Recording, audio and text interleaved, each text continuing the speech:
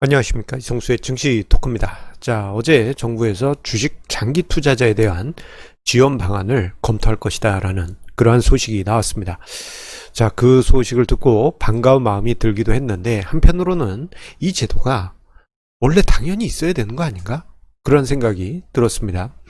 자, 생각해보면 부동산 같은 경우 장기 보유할 때 여러 가지 혜택들이 있지 않습니까? 자, 이런 점을 감안해 봤을 때 주식 장기 투자한 투자자에 대한 혜택이 너무도 없는 것이 현실입니다. 예전에는 좀 있었어요. 예. 배당금에 있어서 주식 장기 보유한 투자자 같은 경우에는 배당 수익에 좀 세제 혜택이 있었습니다만 2010년 이후로는 그 혜택이 사라졌습니다.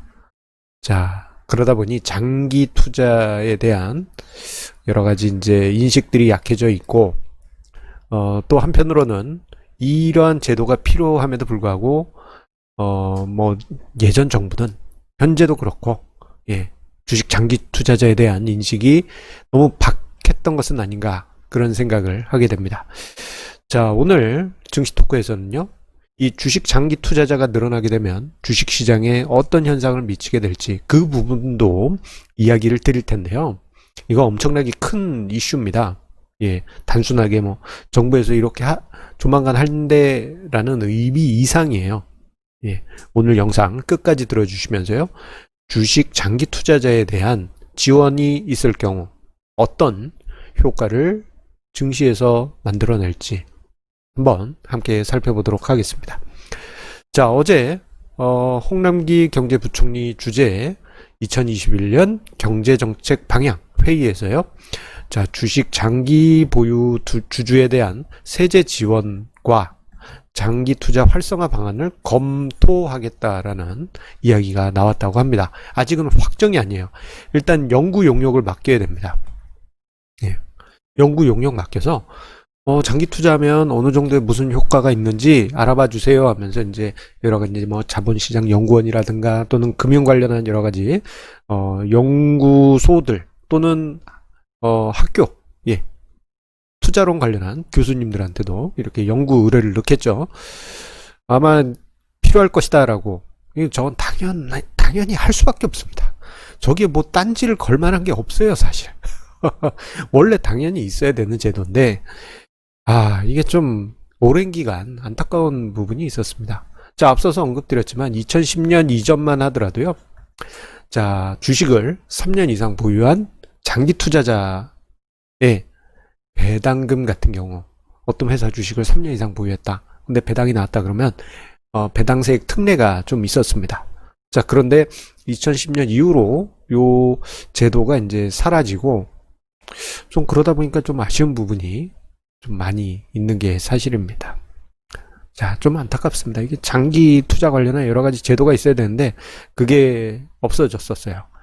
자, 그럼 어쨌든지 간에 이 제도를 검토하겠다라는 것만으로도 정말 전향적인 정부와 기재부의 모습이 아닌가 싶습니다. 그도 그럴 것이 얼마 전까지만 하더라도 기재부 입장은 너무도 강경했기 때문이죠. 자, 지난 여름에요. 6월 말이었던 것으로 기억이 나는데, 자, 금융세제 선진화 방안 관련한 공청회가 있었습니다. 자, 금융세제 선진화 방안 적에 실질적인 주식 양도세 도입에 관한 공청회였어요. 예. 어차피 저건 가야 될 방향입니다. 예, 금융세제는요. 자, 이때, 근데 좀 안타까운 이야기 중에 하나가 제가, 뉴스 기사에서 저 부분을 보고, 저렇게 발언한 기재부 담당 하시는 분이 저건 너무 잘못된 판단이 아닌가 그런 생각을 했습니다. 그러면서 좀 사실 많이 분개했어요. 막 와! 제 성격에 으아 해도 뭐 그렇게 티나진 않습니다만 으아 했습니다. 어떤 얘기를 했느냐?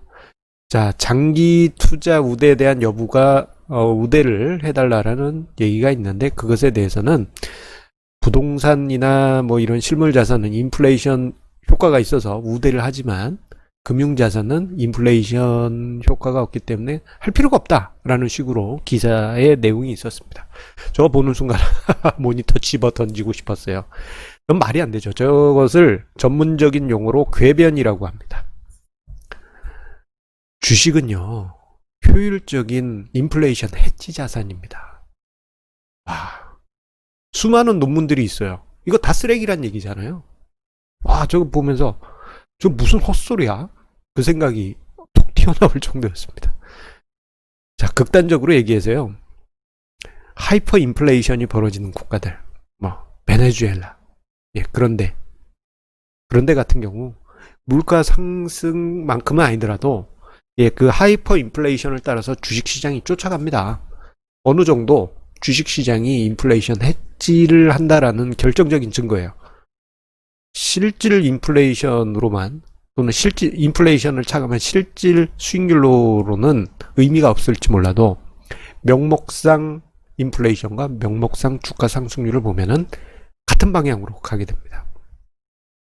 자, 그리고 최근까지 정부의 입장은 장기 투자자를 우대하면 자칫 자본 동결 효과가 발생한다라는 이것 또한 궤변을 내세웠는데요. 이 자본 동결 효과란 게 쉽게 얘기해서 매물 증발입니다.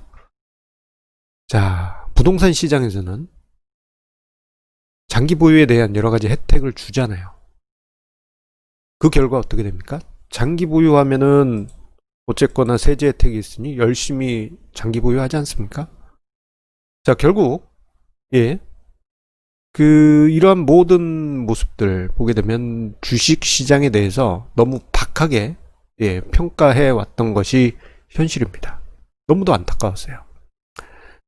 자, 그런데 이 장기 투자에 대한 이야기는요, 이제는 권장해야 된다. 정부가 나서서 권장해야 된다.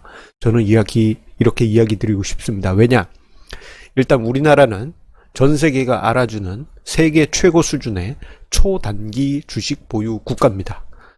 자, 2012년에요. 세계은행이 144개국을 조사했어요. 그랬더니 한국은 8.6개월을 보유하고 있다고 합니다. 이거는 개인 기관 마찬가지입니다. 예. 요 8.6개월, 저 긴 거 아니에요? 라고 생각하실 수 있겠지만, 우리나라 개인 투자자분들 중에 그래도 대부분은 예, 제법 길게 보유를 하고 계십니다. 자, 8.6개월 보유한 것은 세계 4위 수준의 단기 보유 국가입니다. 자, 저렇게 짧은 기간 주식을 보유하고 있다는 것은 주식을 투자할 때 투자라는 개념보다 내가 이 회사를 같이 뭔가 동반자로서의 주주로서의 의미가 아니고 예, 시세 차익만 난 따먹어야지 하는 투기 자산으로서만 주식을 대하고 있다라는 결정적인 증거예요. 그래서 단기 보유 관점으로만 주식을 대하고 있다 보니까 시장의 변동성은 클 수밖에 없고요. 그리고 증시에 매물이 수시로 쏟아지기 때문에 예, 매물 증발 이런 거 없죠? 예, 악재가 터지면 그냥 막 밀물처럼 와 하고 쏟아지지 않습니까? 자, 증시가 장기적으로 상승할 수 없는 그런 불가능한 침체 상황을 만들고 말았어요.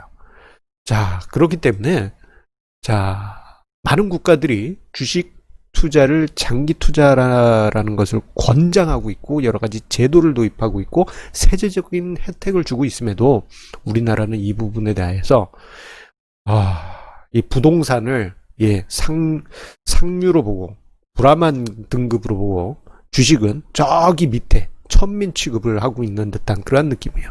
아니 감히 주식이 어디서 건방지게 말이야 주식이 뭐 그런 걸 요구하고 그래. 너희는 그런 거 필요 없어.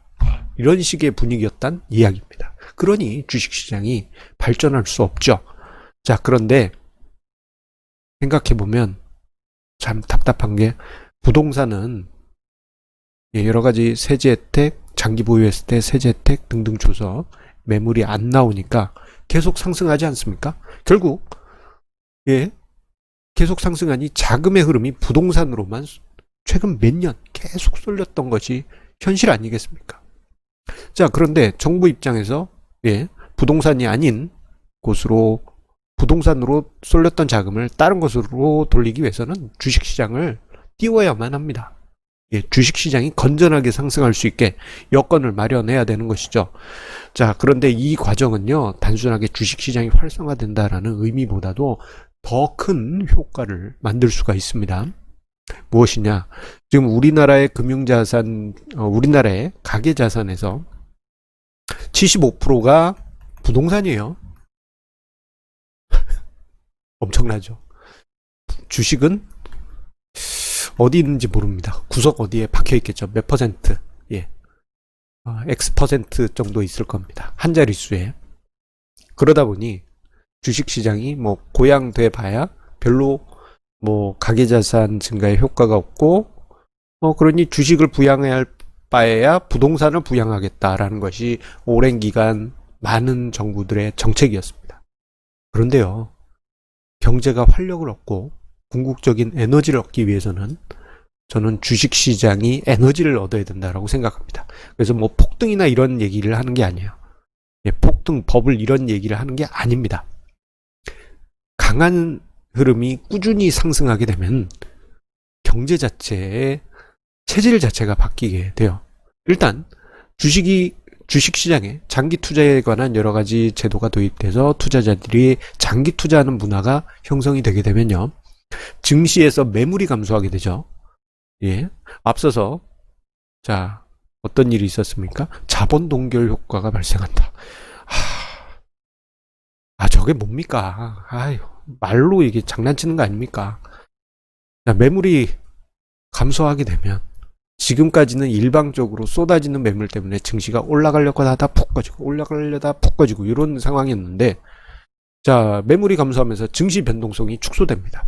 증시 변동성이 축소되면요, 투자자들이 위험 대비 주식시장이 안정적이네 이러한 인식을 가지게 돼요. 그러면서 시장이 건강하게 상승하게 됩니다.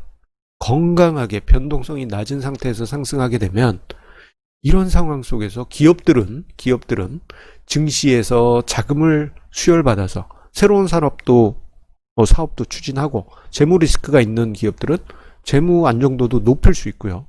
그리고 장외 기업, 비상장 기업이나 벤처 기업, 스타트업 같은 경우에는 우리 한번 열심히 해가지고 상장해보자 하면서 취업하고 으쌰으쌰 할 거 아닙니까? 이 과정 속에서 기업들이 활력을 얻고 에너지 넘치는 기업 활동, 경영 활동, 그리고 그 안에 있는 멤버들이 특히나 이제 상장을 위해 우리 열심히 노력합시다, 이런 벤처, 스타트업 같은 경우에는 그 에너지가 기존 기업들하고는 비교가 안 될 정도로 정말 엄청납니다.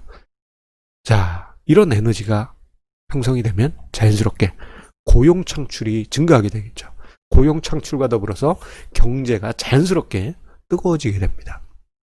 예. 그리고 또 하나. 자, 우리나라의 국민연금은 이제 우리나라 국민들의 중요한 미래 노후 자금입니다. 근데 주식시장이 건강하게 상승하게 된다면 이 국민연금의 자산이 튼튼해지면서 기분 좋은 수익률을 매년 보여주겠죠. 그렇기 때문에 장기 투자는 오히려 시장 전반의 경제 활성화를 위해서 오히려 권장해야 될 그러한 문화인 것입니다. 그리고 자, 이 장기 투자자가 늘어나게 되면요, 자연스럽게 긍정적인 시너지 효과가 발생될 수 있는 부분이 또 하나 있습니다. 뭐냐면 장기적으로 어떤 회사에 내가 이 회사를 보고 미래 비전을 보고 주주로서 내가 투자하겠다라는 그러한 투자자분들이 늘어나게 되면 주주운동, 무슨 주주운동, 소액 주주운동이 활성화됩니다. 더 뜨거워집니다. 아마 이 운동이 활성화가 되면 기업 단위로 소액 주주 연합들이 우리 A 기업 경영진 만나서 우리 소액 투자자들의 권익을 요구하겠다, 이러한 일들 많이 생기겠죠. 자, 여러분들 지금 같은 경우에는 상장 기업들이 소액 주주를 그냥 지나가는 나그네 취급합니다. 왜? 그냥 보유해봐야 8.6개월이니까 오래 가지고 있다 내년엔 떠날 사람들 아닌가라고 생각들을 해요. 그렇기 때문에 주주총회 현장 가면요, 아이고 뭐 개인 투자자가 뭐 발언해봐야 아이고 그러시든지 말든지 이런 분위기예요. 하지만 장기 보유 주주들이 늘고 소액 주주 운동이 활성화가 되면은 자연스럽게 주주 우선 정책들이 활성화되게 되고, 그로 인해 가지고 기업들의 정책들이 많이 바뀌게 되면서 주주 우선 정책, 즉 배당 또는 자사주 매입 등이 늘게 되면 어떻게 됩니까? 주가가 상승하게 되죠. 주가가 상승하게 되면 어떻게 돼요? 자연스럽게 증시가 상승하면서 앞서 언급드렸던 기업들의 에너지와 활력이 넘쳐나면서 경제가 활성화되는 그런 선순환이 발생되게 됩니다. 따라서 장기 투자에 관한 여러 가지 정책들 이제 시작하신다고 하셨으니까요. 긴 관점에서 꼭 이 정책은 꼭 실시해 주시길 부탁드리겠습니다. 자, 벌써 금요일입니다. 자, 우리 애청자님들 한 주 동안 저의 증시 토크 애청해 주셔서 감사드립니다. 자, 마치기 전에 구독, 좋아요, 알람 설정 꼭 한 번씩 확인해 주시고요. 주말 편안히 보내시고 우리 다음 주에 다시 만나 뵙도록 하겠습니다. 장기 투자에 관한 제도들 안착되길 바라면서 자, 다음 주에 더 좋은 소식들이 이어지길 기다리겠습니다. 감사합니다.